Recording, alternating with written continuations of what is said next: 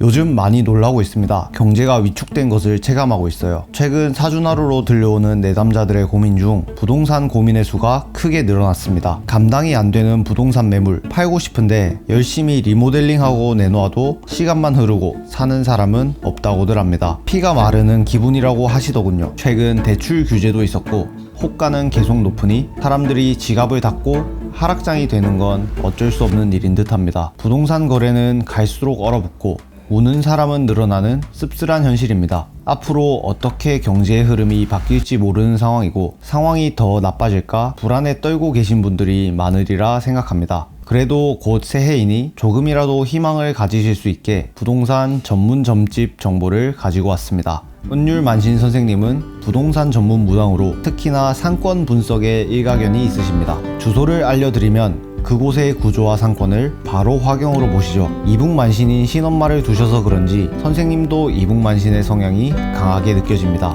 언변에 거침이 없고 시원하며 가려운 곳을 확실히 긁어주는 스타일이죠. 점사는 짧았지만 누구에게나 선호도가 높을 곳입니다. 부동산 문제로 고생하고 계신 분이라면 이번 점집 답사기는 웬만하면 놓치지 않으셨으면 합니다. 저희 사준하루와 관련 있으신 여러 자산가분의 소개로 알게 된 점집이니만큼 재물운에 관해선 확실한 점사를 제공하는 곳입니다. 은율만신 선생님의 점집은 시흥 장곡동과 김천 평화동 두 곳에 있습니다. 수도권과 경상권 두 곳에 점집이 있으니 손님 입장에서는 본인이 보다 방문하기 용이한 위치로 찾아가시면 되는데요. 다만 평소엔 주로 시흥에 계신다고 하니 급히 선생님을 찾아뵈어야 한다면 그 점을 염두에 두셔야겠죠. 제가 간 곳은 김천에 있는 신당이었습니다. 김천 문화회관을 찍고 찾아오시면 더 쉽게 방문할 수 있고요. 방문하기 그리 어려운 위치는 아니었습니다. 일반 가정집처럼 보이는 현관문을 열고 실내로 들어서면 자그마한 신당의 규모가 눈에 띕니다.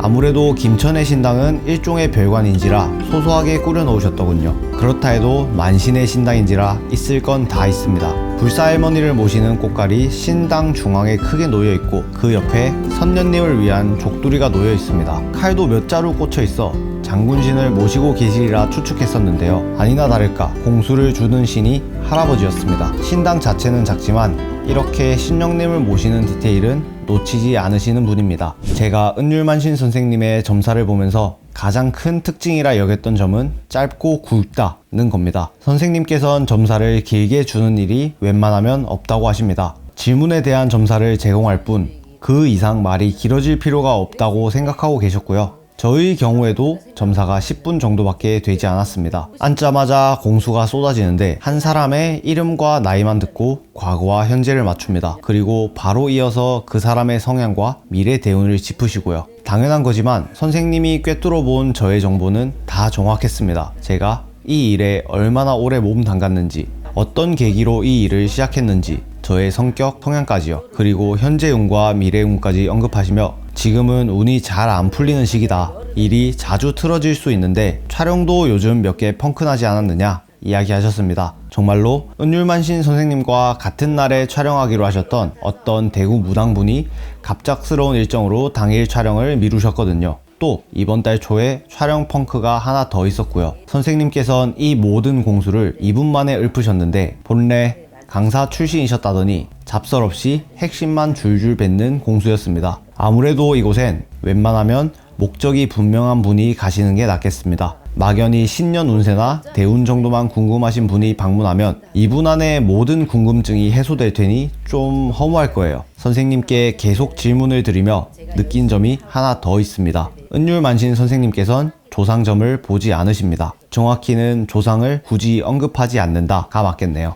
보통 점사를 받다 보면 처음엔 아니더라도 나중엔 무당이 서서히 손님의 조상을 느끼면서 조상 문제를 짚어주기 마련이거든요. 저는 점집 어디를 가더라도 조상 언급이 한 번쯤 나오는 가물팔자인데 선생님께서는 그 부분에 대해 이런 방구도 없으셨습니다. 저는 모르는 척하고 있다가 나중에야 점집 어딜 가도 저는 조상을 풀어줘야 한다는데 저는 조상 문제는 없나요? 하고 여쭈었는데요. 선생님께서는 웃으시며 심각한 문제가 아니면 굳이 언급하지 않는다고 하셨습니다. 조상 얘기가 뜬구름 잡는 소리라며 싫어하시는 분도 계시고 고민에 대한 답이 결국 조상 풀어주기 로 귀결되면 허탈감을 느끼는 분들도 계시죠. 저는 조상점을 피하는 게 능사는 아니라고 생각합니다만 그런 생각을 하시는 마음은 이해합니다. 나는 조상 얘기를 백날 들어도 마음에 와닿지 않는다. 나는 당장 알 수 있는 확실한 미래를 원한다 하시는 분이라면 이 점집이 제격이겠다 싶었습니다. 슬슬 시청자분들이 기다리셨을 얘기를 해보겠습니다. 부동산 점사 얘기요. 선생님께서는 손님이 오면 그 사람이 사는 집의 구조와 주변 상권이 제일 강하게 보인다고 합니다. 부동산 전문 무당이라는 말이 거짓말이 아니긴 하구나 느꼈던 게 제가 사는 곳은 어떻습니까? 집값이 오를까요?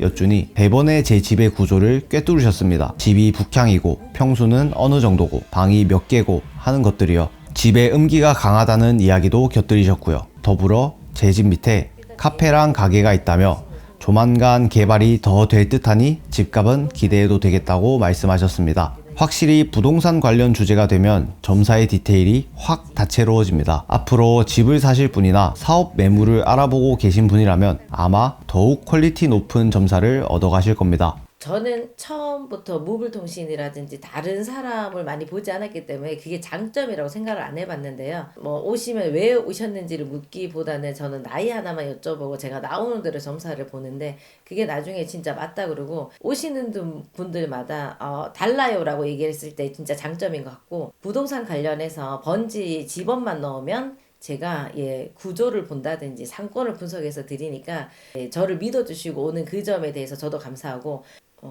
일단 대부분은 저는 오시는 손님이 사업하시는 분, 부동산 관련 시험, 이직 요 부분이 되게 많아요.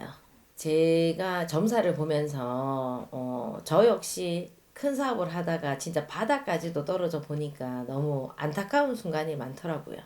그래서 그런데 그럴 때 나한테 조금 진심 어린 조언을 해줬더라면 하는 뭐 그런 거에 아쉬움 오시는 분들한테 그런 좀 진심 어린 조언 그런 거를 제가 조금 컨셉으로 많이 하는 것 같아요. 그래서 오히려 정말 용기를 얻어서 앞으로 진짜 좋은 변화가 있고 잘 돼서 연락을 주시고 하니까 그게 지금 현재는 제가 그런 마음을 쓰는 게 그대로 전달이 돼서 더 좋은 일들이 생기는 것 같아서 그분이 참 좋은 것 같아요. 네. 선생님께 넌지시 사주나루와 함께 하실 의향이 있으신가요? 여쭤봤을 때 선생님께선 지금 생각이 없다고 말씀하셨습니다. 두 지역을 오가면서 스케줄을 소화하는데 그 시간을 쪼개 전화 신점까지 보기엔 시간이 부족할 것 같다고 하셨습니다. 검색을 통해 이 영상을 시청하게 되신 분이라면 부동산에 관해 고민이 있거나 큰 사업을 앞두고 계신 분이리라 생각합니다. 저희의 소개를 통해 여러분이 도움을 받을 점집 하나가 늘어난다는 건 좋은 일입니다. 다만 점사를 잘 활용할 수 있으셨으면 합니다. 많이 불안하고 다급한 마음은 이해합니다. 하지만 제대로 된 무당이라면 말합니다. 운칠기삼이라고요. 무당은 운의 7할을 짚어주지만 그 운을 잘 경영하는 건 3할의 노력입니다. 한방에 인생 역전은 없습니다. 불안한 인생을 당장 청산하고 싶으시다면 차라리 복권을 구매하는 게 나을 겁니다. 무당이 좋은 흐름을 짚어주고 대운의 힌트를 건네주어도 당사자가 노력 없이 요행만을 바란다면 마땅히 다가올 행운도 달아날 겁니다. 좋은 결과를 얻고 싶다면 무당이 준 점사와 조언을 영리하게 이해하고 최선의 노력을 기울이시길 바랍니다. 저희는 다음에도 전국을 돌며 발굴한 점집을 소개하겠습니다.